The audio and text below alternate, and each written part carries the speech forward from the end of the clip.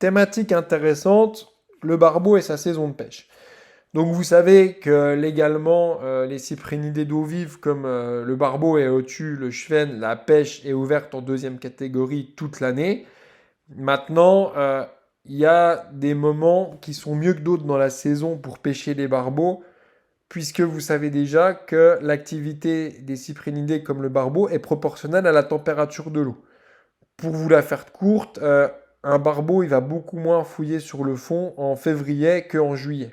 Donc, déjà, le top du top de la pêche du barbeau en nymphe à vue, c'est passer la reproduction. Donc, c'est-à-dire, disons, du 1er juillet au 1er novembre, là, vous êtes au top, sachant que le cœur du truc, je pense que c'est juillet-août, en étant en short au bord de l'eau, avec un petit barbecue, quelques bières ou en belle randonnée pêche avec juste de l'eau et un matos minimaliste. Voilà.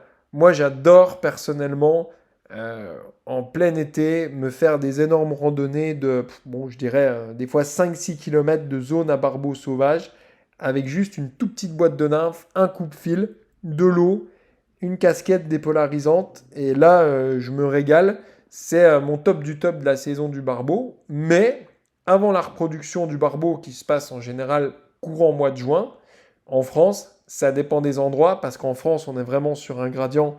Par exemple, entre des rivières comme le Tarn et les rivières des Ardennes, on a quasiment 1 ou 2 mois de décalage sur la reproduction du barbeau.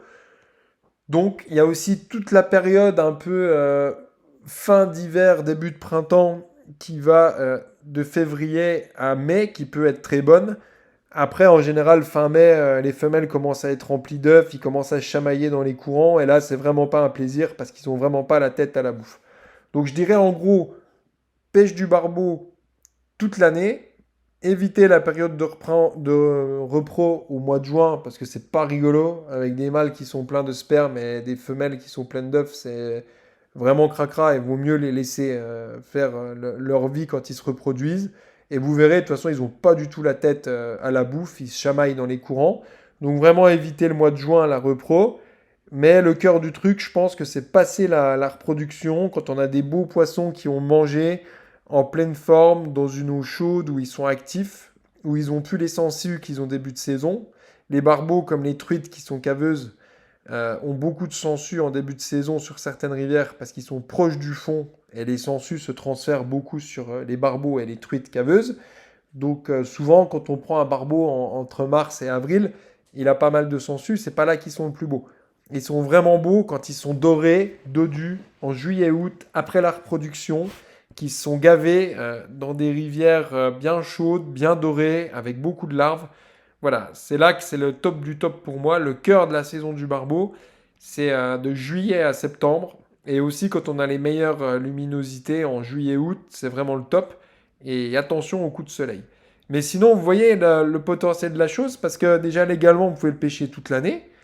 Et s'il y a un mois de janvier chaud, moi je me suis déjà régalé sur le Vieux-Rhin ou la Moselle à me régaler à pêcher les barbeaux en nymphe à vue quand il fait, je sais pas, 12-14 degrés au mois de janvier, ça arrive avec ce réchauffement climatique, et ben on se régale. C'est pas là qu'ils sont les plus actifs, mais ils doivent quand même manger. Donc la pêche du barbeau hivernal, elle a vraiment son sens, et il y a quand même des beaux poissons à faire en hiver et en automne. Voilà pour ce qui est sur la saison de pêche de Barbus fluviatilis.